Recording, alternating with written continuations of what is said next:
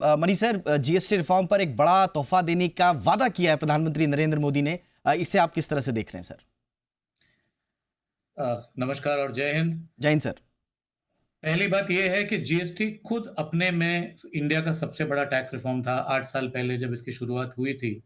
और आज जब प्रधानमंत्री कह रहे हैं कि इसका जीएसटी 2.0 जिसको हम कहते हैं, उसका उन्होंने टाइमलाइन सेट कर दिया है कि वो दिवाली तक हो जाएगी।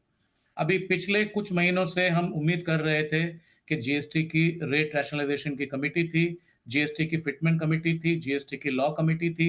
ये सारी कमिटीज जो हैं ये काम कर रहे थे, पर इसका नतीजा कब निकलेगा, ये सारी कमिटी की रिकमेंडेशंस कब जाके कंक्लूड होंगी और उसका फैसला कब निकलेगा, उसका अभी एक टाइमलाइन आ चुका है आज के अनाउंसमेंट के बाद में। उन्होंने जो कहा, मैं ये समझता हूँ कि रेट रैशनलाइजेशन के बारे में जो चर्चा हुई है, जहाँ पर हम उम्मीद कर रहे थे कि 12% की जो रेट है, वो रेट चली जाएगी और उसमें जो पदार्थ हैं, वो या तो 5% में या 18% में आ जाएँगे। आज के उनके अनाउंसमेंट के बाद में ये लगता है कि शायद उम्मीद हम ये कर सकते हैं कि 18% की जो रेट है, वो भी कम हो सकती है। और शायद 12 और 18% की जो रेट है, उन दोनों का मर्जर होके एक नया रेट निकलेगा। वो 15 हो सकती है या 16 हो सकती है। इसके इसके जो होप्स हैं वो आज मैं कहूँगा रीइग्नाइट हो गए हैं कि पीक रेट या मीडियन रेट जिसको हम कहते हैं 18% की, उसमें कटौती हो सकती है। दूसरा जो उन्होंने कहा कि हम हर क्षेत्र में और जीएसटी में खास करके रिफॉर्म जो लेके हम आ रहे हैं, वो रिफॉर्म्स बिजनेसेस को टारगेट करते हैं और बिजनेस एफिशिएंसी को बढ़ाएंगे। इससे मैं ये समझता हूँ कि जीएसटी में कुछ समस्याएं जो आज भी हैं, जैसे इनपुट टैक्स क्रेडिट के ऊपर काफी रिस्ट्रिक्शंस हैं अभी तक, काफी लिटिगेशन है जीएसटी में क्लासिफिकेशन के ऊपर। इन सारे प्रावधानों के ऊपर भी कोई ना कोई डिसीजन लिया जाएगा दिवाली तक, जिससे बिजनेसेस जो हैं वो किसी चिंता के बगैर अपना बिजनेस कर सकें।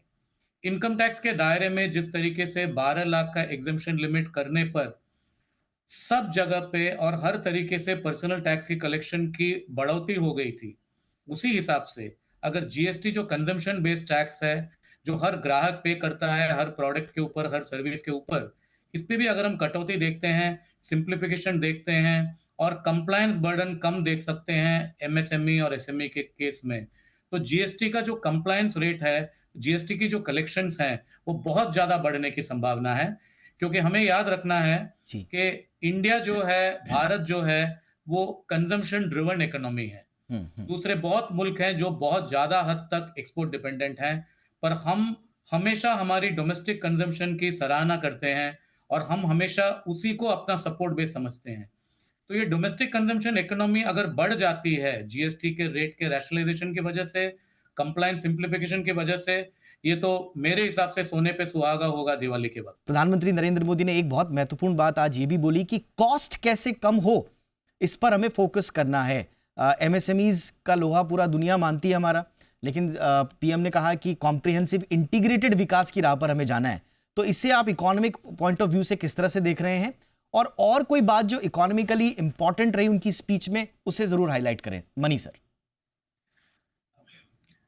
बहुत अच्छा सवाल है आपका। कॉस्ट कॉम्पिटिटिवनेस जो है वो नीड ऑफ द डे है आज की तारीख में, क्योंकि जब हम कॉस्ट कॉम्पिटिटिव बनेंगे, सिर्फ डोमेस्टिक बिजनेस के लिए नहीं, डोमेस्टिक बिजनेस, एक्सपोर्ट बिजनेस, सारे बिजनेसेस में, तभी हम लॉन्ग टर्म में सर्वाइव कर पाएंगे। क्योंकि अगर हम किसी वजह से कॉस्ट कॉम्पिटिटिव नहीं रहे, तो हमारी जो सक्सेसेस रहेंगी वो सक्सेसेस टेम्पररी रहेंगी, उसको हम विथस्टैंड नहीं कर पाएंगे over a period of time, जब तक हम विकसित भारत 2047 तक जब तक हम जाएं। अब कॉस्ट कॉम्पिटिटिवनेस दो चीजें हैं। पहली बात यह है कि जो भी आइटम हम लेते हैं, चाहे वो रॉ मटेरियल हो, इंटरमीडिएरी गुड्स हो या फिनिश्ड गुड्स हो, उसकी जो बेसिक कॉस्ट है, उसकी जो एक्सट्रैक्शन कॉस्ट है, वो एक है। दूसरा है उसके ऊपर क्या टैक्स आ जाता है। अब अगर वो लोकली प्रोड्यूस कोई आइटम है, तो उसके ऊपर जीएसटी की लागत आती है।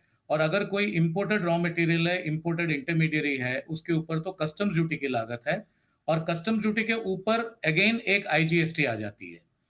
अब अगर हमें कॉस्ट कॉम्पिटिटिव बनना है, पहली बात यह है कि जो कॉस्ट ऑफ मैन्युफैक्चरिंग है उस प्रोडक्ट की, उस रॉ मटेरियल की, अगर वो मिनरल है उसकी जो एक्सट्रैक्शन कॉस्ट है उसके ऊपर ध्यान देना है। पर वो थोड़ा-सा लॉन्ग टर्म प्रोसेस रहेगा, क्योंकि किसी भी बिज़नेस में जो मैन्युफैक्चरिंग कॉस्ट है, उसके बहुत पहलू हैं, उसके बहुत-बहुत से पदार्थ हैं, जिसको कंट्रोल करना है।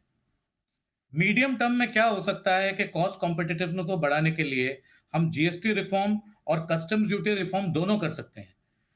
कस्टम्स ड्यूटी में ज़्यादा हद तक हमारे यहाँ जो पदार्थ आते हैं दूसरे मुल्कों से, उसके ऊपर हमने पिछले 5-6 साल में काफ़ी रेट रिडक्शन की है और बहुत हद तक बहुत से प्रोडक्ट्स हैं, जो आज की तारीख में 7.5%, 10%, 12.5% में कस्टम ड्यूटी में आ जाती हैं।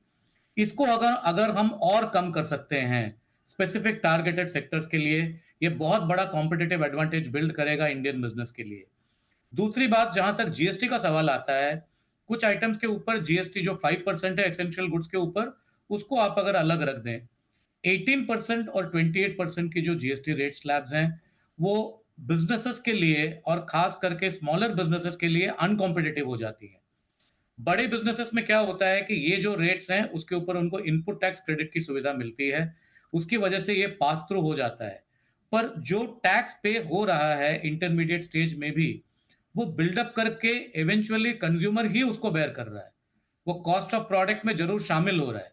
तो अगर हम जीएसटी रिफॉर्म करें और जीएसटी के रेट पे किसी प्रकार की कटौती करें, अगर हम 28% को कम कर दें या 18% को कम कर दें, 18 और 12% को मर्ज करके एक नया रेट का उद्घाटन करें, तो बिजनेसेस बहुत हद तक कॉस्ट कॉम्पिटिटिव हो जाएंगी। क्योंकि मान लीजिए कि जीएसटी में अगर 3% की कटौती होती है, काफी हद तक जो कॉस्ट ऑफ प्रोडक्ट है, उस पे भी 3% की कटौती हम उम्मीद कर सकते हैं।